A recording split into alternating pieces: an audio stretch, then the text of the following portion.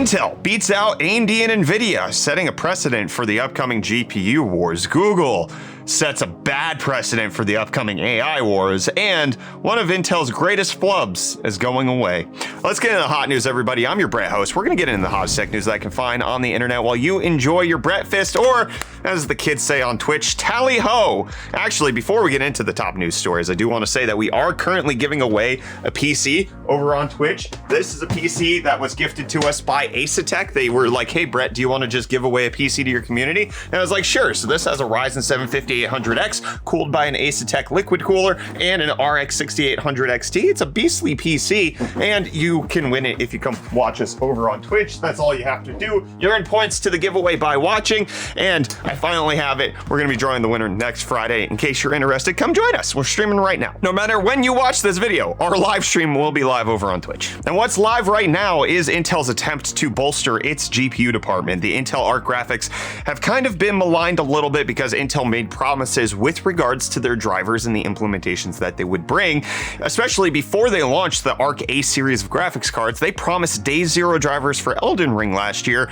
and heavily missed that launch. They were late to their drivers by several days and took a day to address why they didn't even have drivers out on the day that Elden Ring launched. But no longer is that the case because Intel beat both AMD and Nvidia to one of the largest game drops of this year. Hogwarts Legacy being played on PC right now in early access. It launches tomorrow officially on PC, and Intel's Arc GPU drivers officially support it with a day zero patch, coming out with game ready drivers for both Hogwarts Legacy and Returnal in the same driver, as well as addressing they still have known issues. They're fixing a few things. This is coming after a major patch that they've already done to improve gaming performance. Intel is making strides when it comes to actually delivering value on the software side of things to the hardware that's actually really reasonably priced. Now, when asked what's going on with Nvidia's drivers, because they actually also dropped a driver yesterday, Nvidia did not include Hogwarts Legacy support in that, and they answered that they had no comment on whether or not they would have a Hogwarts Legacy drop coming out. Now, is it necessarily important to have day zero drivers for every game? No, but what this does indicate is that Intel is taking software seriously. They didn't make a promise that they couldn't fulfill here, and they're actually over delivering when it comes to what they're giving to their customers. They've made their graphics cards faster since launch. They've also dropped the price of the Arc A750 to make it more affordable and more competitive, and it really looks like Intel is taking the launch of their GPU seriously. It seems to be a continuous and impressive effort by Intel to stay relevant, and let us know down below in the comments. Are you going to be playing Hogwarts Legacy on an Intel GPU? I want to hear from you down there. And Forspoken, which is a much maligned game that came out due to gameplay and performance issues on PC, has announced that it's going to be getting a performance, graphics, playability, and more updates coming out from Luminous Studios, with them saying that they've been listening to all of the feedback and are hard at work at an upcoming patch that will include improvements to overall performance, graphics, playability, and general updates and fixes to the game content across PS5 and various PC hardware configurations. They're committed to making Forspoken the most enjoyable experience possible. So let me know down below in the comments, have the performance issues with Forspoken held you off from actually playing it, or has it been more the dialogue and gameplay that you've seen on the internet that's put you off from it, or is it the price of it being $70? I want to hear from you down below while we hear from Reece about the hottest tech deals out on the internet.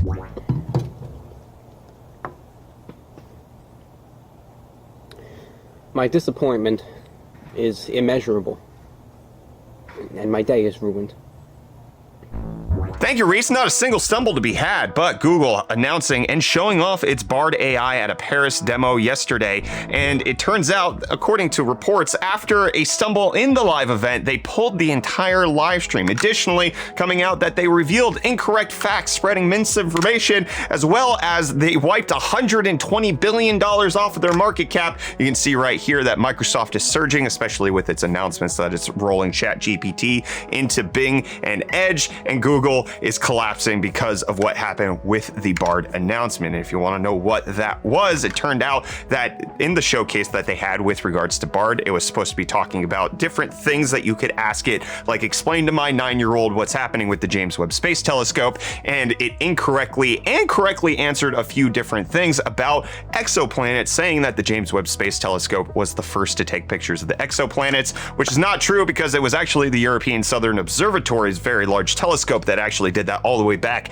in 2004. So Google putting out incorrect facts with its OpenAI competitor, which led to a lot of maligning of what is being called a rush product by Google, who had to come up with something very quick in response to the great success that's going on with OpenAI. At least that's the speculation out there. And with regards to the reports that Google did pull down the live stream, that did end up happening. However, a few hours later, it did get put back up with no changes, and there's still a tweet put out there by Google about Bard showing the incorrect information in the tweet and advertisement itself. It doesn't appear like Google is addressing it at the moment with regards to the incorrect information, and it just continues to put skeptics of AI at the forefront, with them constantly saying things like these neural nets cannot be trusted. Just because they confidently present you information does not mean that they're actually delivering the correct information. But people do think that the move of Microsoft to put ChatGPT into Bing and Edge was the right one, because Microsoft's applications are shooting to the top of the charts on the various app stores, with Microsoft's Bing search now even ranking above Google Chrome in the productivity apps. Microsoft's Edge browser is the #3 utility app at the moment, but there's more companies that are looking to get in on the AI gold rush at the moment, with Alibaba coming out and saying that they're also working on a conversational neural net that they want to bring out to customers. Speaking of master plans that companies are discussing, Tesla is announcing that on March 1st on their investor day, they're going to be coming out with Master Plan Part 3, which is typically Elon Musk's vision for the company and the roadmap that he's setting forth with what they want to do with the company. And the first master plan was released in 2006, and for the most part, they have achieved that. Number one was build a sports car, which was the original Roadster, use that money to build an affordable car, which was the original Tesla Model S, and then use that money to build an even more affordable car, which was the Tesla Model 3. While doing the above also provides zero-emission electric power generation options, which Tesla actually remarkably and exceedingly hit back in 2017 when the Tesla Model 3 was announced and started to roll out in 2018.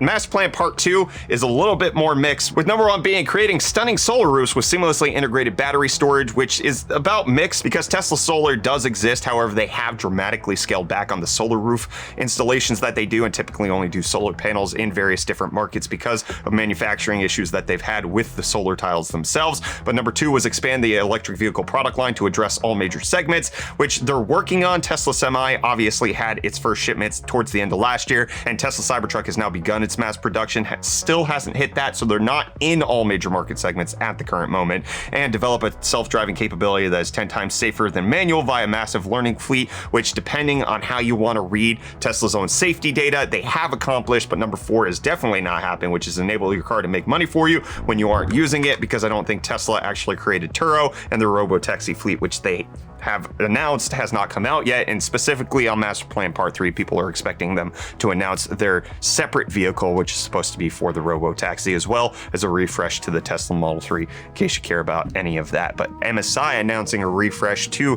their RTX 40 series graphics cards. The gaming trio lineup of GPUs is now getting a white edition, which I personally think looks beautiful. MSI coming in and bringing more white graphics card options, which might pair particularly well with Corsair's new Xeneon Flex 45-inch OLED bendable gaming monitor. It's not that this is new, it's just that it has now hit retail. If you want to pick it up, you can go to Best Buy or Newegg. We'll have affiliate links in the video description in case you're looking to spend the $2,000 that this thing will cost on a gaming monitor like this. Links in the description. But in case you wanted to drop a ton of money on Intel's Rocket Lake processors, which happen to be their 11th gen, you're probably not going to be able to do that for much longer. However, given the sales and the reception of the 11th gen products, wasn't a whole lot of people who actually were interested in this in the first place, which is why it's likely being deprecated so soon. Intel has begun the discontinuance process of these CPUs as of February 6th, and likely will ship out the last shipment on February 23rd of 2024. So it'll take about a year for them to get through this entire process.